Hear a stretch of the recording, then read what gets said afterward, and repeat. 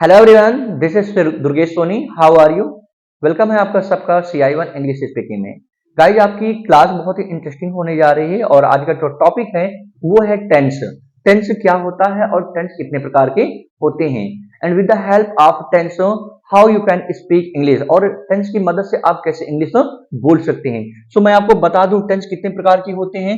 There are 3 type of tense. Tense 3 प्रकार की होते हैं: प्रेजेंट, पास्ट और फ्यूचर। और इन सब के पार्ट्स होते हैं। प्रेजेंट का 4 पार्ट होता है, पास्ट के 4 पार्ट होते हैं और फ्यूचर की 4 होते हैं। इस प्रकार से कुल 12 टेंस होते हैं। तो प्रेजेंट का सबसे पहले हम लेकर के चलते हैं प्रेजेंट इंडेफिनिट, जिसकी पहचान होती है ता है, ती है, ते हैं, ही, सी, इट या नाम या सिंगल नंबर बनाने के लिए वर्ब में हम क्या करते हैं, एस या ईएस का प्रयोग कर देते हैं।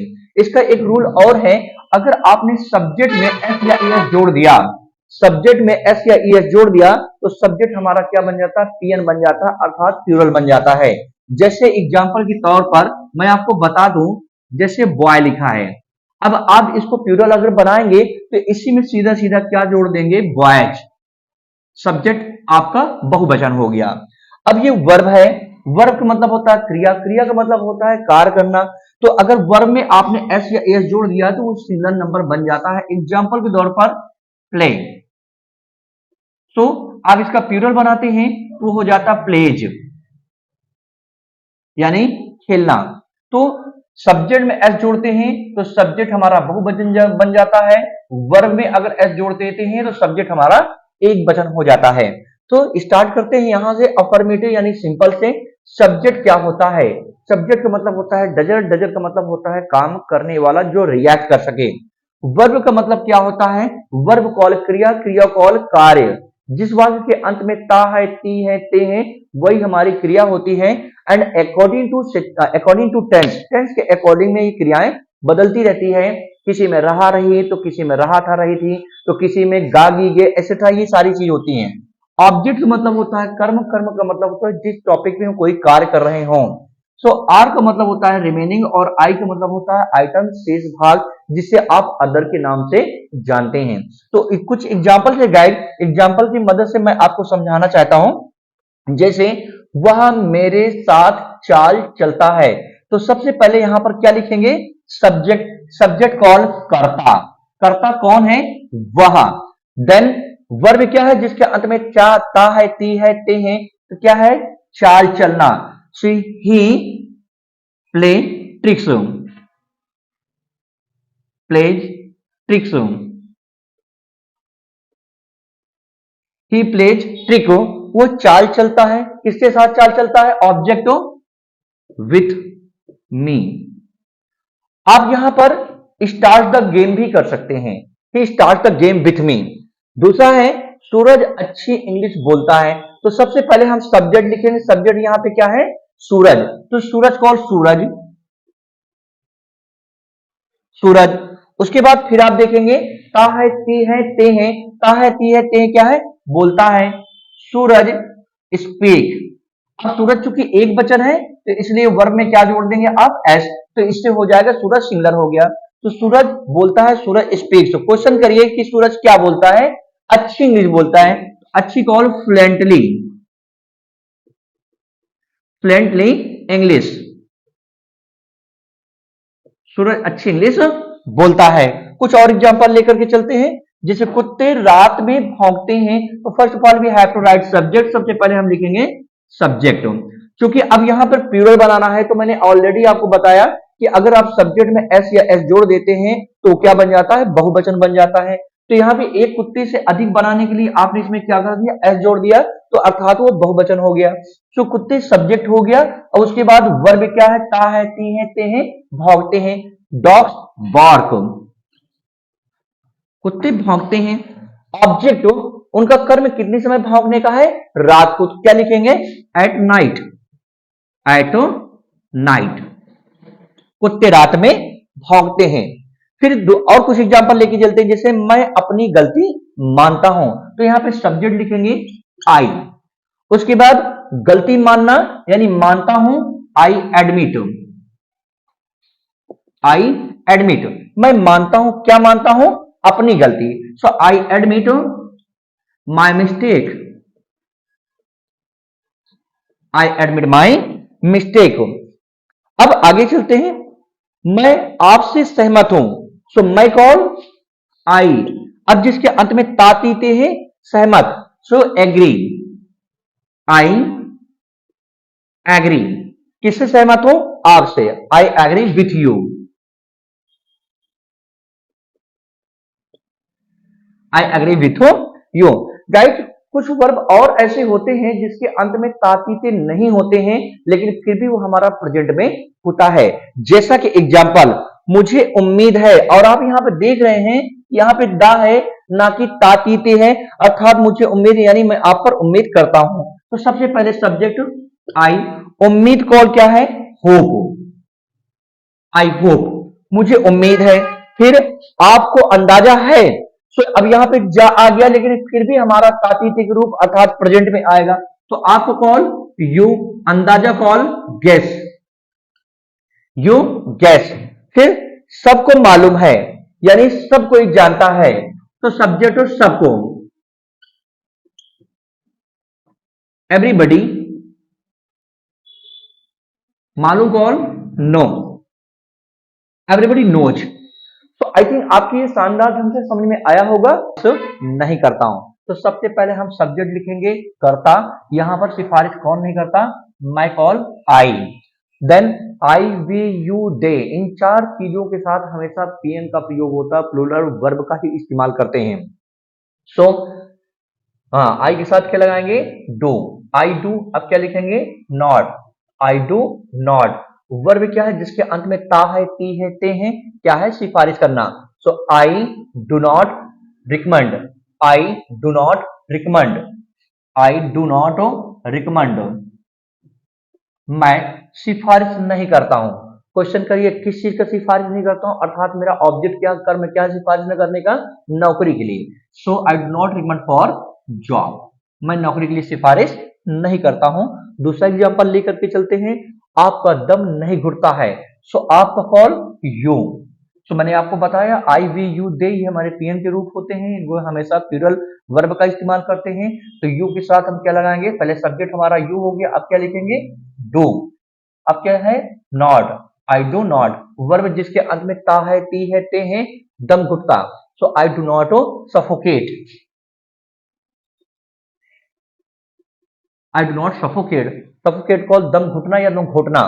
देन नेता ओट नहीं मांगते हैं। सबसे पहले हम क्या लिखेंगे? सब्जेक्ट करता। यहां पे ओट मांगने का काम कौन नहीं करता है? नेता। तो नेता क्या लिखेंगे? Politician, politician. लीडर्स भी आप लिख सकते हो। देन सब्जेक्ट क्या है? अब यहाँ पर पीएन का रूप अगर आप चलते हैं, यानी प्लूरल का नाम लेकर के चलते हैं, तो डू का प्रयोग करिए।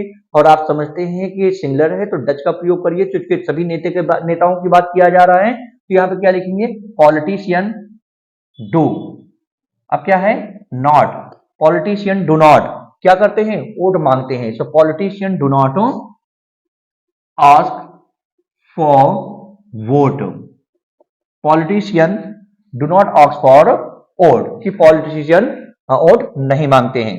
अब आगे चलते हैं, इंटरोगेटिव। इंटरोगेटिव क्या होता है? जब प्रश्नवाचक शब्द अर्थात क्वेश्चन वर्ड, क्यू का मतलब होता है क्वेश्चन एंड डब्ल्यू का मतलब होता है वर्ड, पहले आए। यानी क्वेश्चन वर्ड होता क्या है? There are three type of question. Question तीन प्रकार के होते हैं, first type, second type and tag. So first type का क्वेश्चन का मतलब होता है जब क्या नामक शब्द पहले आ जाए तो उसकी इंग्लिश हम हेल्पिंग वर्ब से चालू करते हैं, जैसे is, am, are, was, were, can, could, may, might, would, should, need, do, does, etcetera. तो जब क्वेश्चन वर्ड पहले आ जाए तो सबसे पहले हम उसकी इंग्लिश जो होती है डू या डज से चालू करते हैं। तो सबसे पहले डू या डज। जैसे क्या आप मेरी बातों से सहमत हैं? तो सबसे पहले हम लिखेंगे डू। क्यों? क्योंकि यू को हम पीएन मानते हैं, तो लिखेंगे डू। अब सब्जेक्ट क्या है? You, do you. वर्ब क्या है? सहमत, so do you agree, do you agree. किसकी बातों से? मेरी बातों से। So do you agree with me, क्या आप मेरी बातों से सहमत हैं? Do you agree with me. फिर एग्जांपल लेकर के चलते हैं आप। क्या आपका बॉस समय पे वेतन देता है? तो क्या आपका बॉस यानी आपका बॉस यहाँ पे सिंगलर है, तो क्या करेंगे, सबसे पहले आप डज का इस्तेमाल कर दीजिए। So does. अब आपका बॉस सब्जेक्ट, तो does your boss, does your boss. Verb क्या है जिसके अंत में ता है, ती है, ते है, क्या है, देता है। Does your boss give, question करिए क्या देता है। So does your boss gives you, sorry, क्या देता है, सैलरी। कब देता है, on time. Does your boss give salary on time, क्या आपका बॉस समय पे वेतन देता। आप इसे ऐसे भी कर सकते हैं, does your boss give salary to you on time. So I think आपकी ये समझ में आया होगा। अब बात करते हैं जब क्यू डब्ल्यू बीच में आ जाए। अब क्यू डब्ल्यू बीच में आने यानी डब्ल्यू एस से जितने भी वर्ड हमारे क्वेश्चन वर्ड के होते हैं उनको हम सबसे पहले करते हैं। जैसे आप कहाँ रहते हैं, आप क्या खाते हैं, आप मेरी बुराई क्यों करते हैं, आप किसके साथ वहां पे जाते हैं, आप कौन सी बातों से बुरा मान जाते हैं, एक्सेट्रा। तो यहाँ पर आप मुझे परेशान क्यों करते हैं, तो अब ये क्वेश्चन वर्ड हमारा क्या हो गया, बीच में हो गया। तो रूल के अकॉर्डिंग में सबसे पहले हम क्वेश्चन वर्ड का इस्तेमाल सबसे पहले कर देते हैं। तो क्योंकि अंग्रेजी क्या होती है, वाई, क्योंकि अंग्रेजी वाई। उसके बाद सब्जेक्ट हमारा क्या है, यू, वाई यू। वर्ब जिसके अंत में ता है, ती है, ते है, परेशान करना। So why, sorry, why do you, why के बाद helping verb, why do you, परेशान करना, bother, why do you bother. Okay, अब देखते हैं interrogative and negative sentence. So interrogative negative sentence को हम किस तरीके से इंग्लिश स्पीकिंग में यूज करते हैं। इवन आप ग्रामर भी अच्छी कंप्लीट कर सकते हो। तो जैसे देखते हैं जब क्यू डब्ल्यू पहले तथा नॉट बीच में आए, तो क्यू डब्ल्यू का मतलब क्या होता है, क्यू का मतलब होता है क्वेश्चन एंड डब्ल्यू का मतलब होता है वर्ड। जब क्यू डब्ल्यू पहले और नॉट बीच में आए तो उसका रूल कुछ ऐसे होता है, सबसे पहले डू या डज का इस्तेमाल करते हैं, देन सब्जेक्ट नॉट, वर्ब की फर्स्ट फॉर्म, ऑब्जेक्ट आर आई मतलब रिमेनिंग आइटम, जिसे आप अपने लैंग्वेज में अदर वर्ड बोलते हैं, ये है प्रश्नवाचक चिन्ह। एग्जाम्पल के तौर पर मैं आपको समझाना चाहता हूं, जैसे क्या आप मुझे नहीं डांटते हैं, तो सबसे पहले हम क्या की अंग्रेजी क्या लिखेंगे, डू या डज। तो डू को बहुवचन माना जाता है इसलिए सॉरी, यू को बहुवचन माना जाता है इसलिए डू का प्रयोग कर दिया गया। उसके बाद सब्जेक्ट लिखेंगे, सब्जेक्ट क्या है, यू, डू यू। अब क्या लिखेंगे, not, so do you not. Verb क्या है जिसके अंदर में ता है, ती है, ते है, डांटना, so do you not scold, do not scold, किसे नहीं डांटते हैं, मुझे, डू नॉट स्कोल्ड मी, क्या है, question word, do not scold मी। दूसरा एग्जांपल है, क्या ऑफिसर घूस नहीं लेता है, तो यहां पर सबसे पहले क्या लिखेंगे, डज। डज क्यों लिखेंगे, क्योंकि ऑफिसर यहां पर सिंगल नंबर है, तो लिख दीजिए डज, डज। सब्जेक्ट क्या है, ऑफिसर, डज ऑफिसर। उसके बाद क्या है, नॉट, डज ऑफिसर नॉट घूस लेना कौन, take bribe, does officer not take the bribe.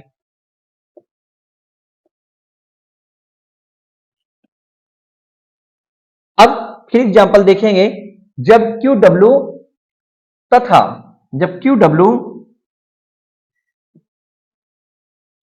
तथा नॉट दोनों बीच में आए, जब क्यू डब्ल्यू तथा नॉट दोनों बीच में आए, तो इसका एग्जांपल बहुत ही इजी है, केवल क्यू डब्ल्यू लिख करके आप ये वाला रूल ज्यों का त्यों पूरा समझ लीजिए। गाइस मैं आपको बता दूं कि स्पीकिंग, तो स्पीकिंग आपकी ग्रामर भी बहुत अच्छी हो जाएगी। आप किसी भी कंपटीशन लेवल में बैठना चाहते हैं तो कंपटीशन क्रैक आराम से कर सकते हैं इस वीडियो के माध्यम से। सो आप पैसा क्यों नहीं कमाते हैं, अब यहाँ पर लिखा है जब क्यू डब्ल्यू तथा नॉट दोनों बीच में आए, तो अर्थात यहाँ पर क्वेश्चन वर्ड भी हो गया, नॉट, और दोनों क्या हो गए, बीच में आ गया, ये भी बीच में है और ये भी बीच में है। So according to rule, rule के अकॉर्डिंग में सबसे पहले आप करते हैं क्यू डब्ल्यू, क्यू डब्ल्यू क्या है, वाई, देन आप बहुवचन इसलिए क्या करेंगे, डू, सो वाई डू। अब क्या लिखेंगे, सब्जेक्ट हो यू, वाई डू यू, अब क्या लिखेंगे, not, Y do you not. Verb जिसके अंत में ता है, ती है, ते है, क्या है? कमाना। So why do you not earn? Why do you not earn? क्या नहीं कमाते हैं? Why do not earn money? आप पैसा क्यों नहीं कमाते हैं? वन एग्जाम्पल, आप फसल कब नहीं काटते हैं? तो देखेंगे, ये भी हमारा क्वेश्चन वर्ड कब। तो कब की अंग्रेजी सबसे पहले आप लिख दीजिए व्हेन। यो प्लूरल नंबर इसलिए do. So why do, subject क्या है? यू। व्हाई डू यू, आगे क्या लिखेंगे? Not. Why do you not. Verb जिसके अंत में ता तीते हैं, काटना, harvest. Why do you not harvest the crop? So I think आपको ये भी समझ में आ गया होगा। सो गाइस, ग्रामर का स्पीकिंग में थोड़ा बहुत तो हाथ जरूर होता है। जैसे कि मैंने अपने हर वीडियो में आपको बताया कि ग्रामर इंपॉर्टेंट होता है, कोई डाउट नहीं है। बहुत से लोग कहते हैं कि स्पीकिंग में ग्रामर नहीं होता है, लेकिन मैं कहता हूं कि स्पीकिंग के बिना अगर आप सही में और अच्छे में क्लियरिटी साफ सुथरे ढंग से स्पीक करना चाहते हैं तो उसमें कुछ ना कुछ परसेंट ग्रामर का जरूर हाथ होता है। Without grammar, no one can speak better than the best English. If you want to real speak better English, you have to take the support of grammar. अगर आप वास्तव में अच्छी इंग्लिश बोलना चाहते हैं तो थोड़ा बहुत आपको ग्रामर का सपोर्ट लेना ही पड़ेगा। Then along you will be able to speak fluently English. तभी आप fluently English बोल सकते हैं। तो now guys, वीडियो में बने रहिएगा। मिलते हैं नेक्स्ट वीडियो में, तब तक के लिए हैव अ नाइस टाइम।